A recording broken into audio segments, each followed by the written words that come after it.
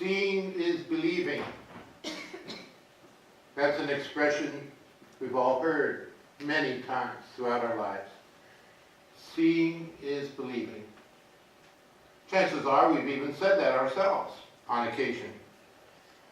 That's the way we think in this world of ours. We're much like the disciple who was not there on the night that Jesus appeared amongst the 12, who doubted and who said, unless I see with my own eyes, I won't believe. That's the way we are. We don't believe unless we see. We want proof. Seeing is believing. That's why the women went to the tomb on that first Easter morning. They weren't expecting to see anything different from what they had already seen.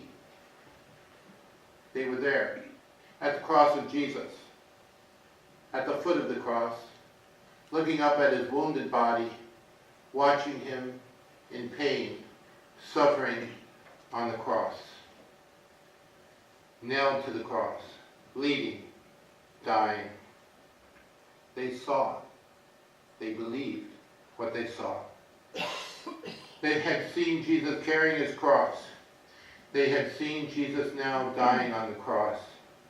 And then, after he had died, they saw the lifeless body of Jesus being held by his own mother. And then they saw the shroud in which the body of Jesus was laid by some followers of his, Joseph of Arimathea and Nicodemus. They saw, they believed what they saw. And finally they saw the stone when it was rolled in front of the entrance to the tomb. And when they saw that, they believed what they saw. Jesus, their teacher, their friend, their Lord, had really died. His journey had come to an end. It was over. It was finished. Everything that they had hoped for, everything they had longed for, everything that they had dreamed of, everything that they thought was possible was now done. They saw and they believed.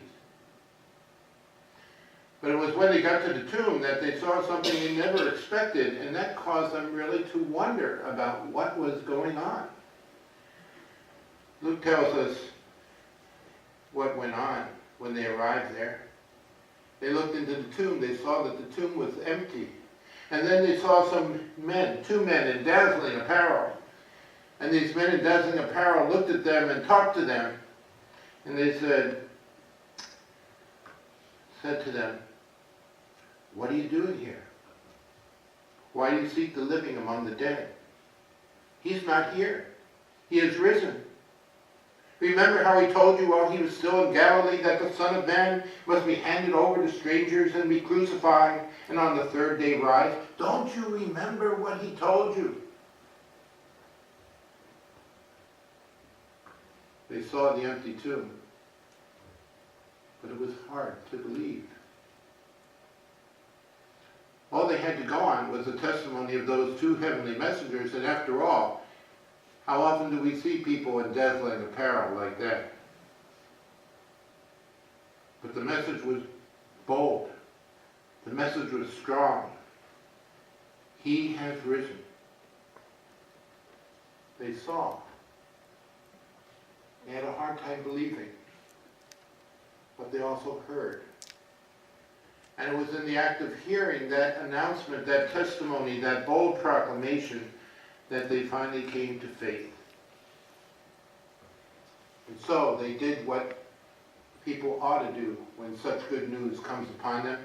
They went back to the disciples and they immediately told them exactly what they had seen and what they had heard. And I'm sure that those disciples, when they heard that, rejoiced and celebrated. No, not at all. They considered it an idle tale. Why? Because they had seen and they believed what they had seen on Good Friday.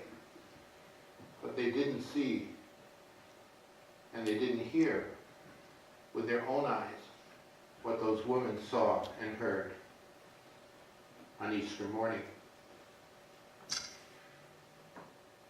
in the immediacy of that day, we have this ambiguity. The women know that Jesus has been raised from the dead, and the disciples can't make heads or tails of it, in spite of the fact that Jesus on 3 separate occasions told them exactly what was going to happen. It took them a while.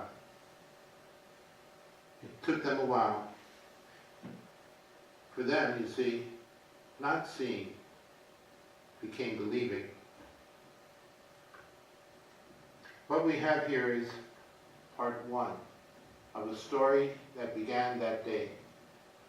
Only a little bit of that story, not even the whole day yet, has dawned. But this story, this resurrection story, became the basic message of the people of God from that moment on to this very moment as we gather here around Word and Meal. As Easter season unfolds, we will hear from the book of Acts, week after week, the way that God made this event real for those early Christians in that early Christian community. The story will become clearer. The story will become fuller.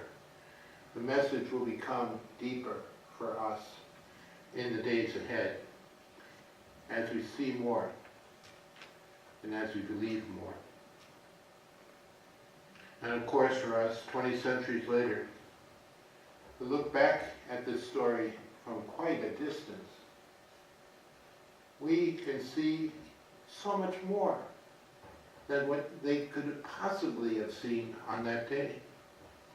We look back over 20 centuries of Christian history, certainly not an unblemished record of saints doing good things all the time. But nevertheless, we can see the way the risen Lord Jesus Christ has revealed himself to the world and how he has transformed this world. This world is not the place it was on that first Easter morning. This world is radically different because of what God did there on that Easter day. So we've come full circle. Seeing is believing. Well, not seeing is believing. And now what we see causes us to believe even more. The work of God continues in our midst, among us, in your life. The risen Christ is present among us, with us, and in your life. What God did on that day only began. It has not ended. For Christ is risen. He is risen indeed. Hallelujah.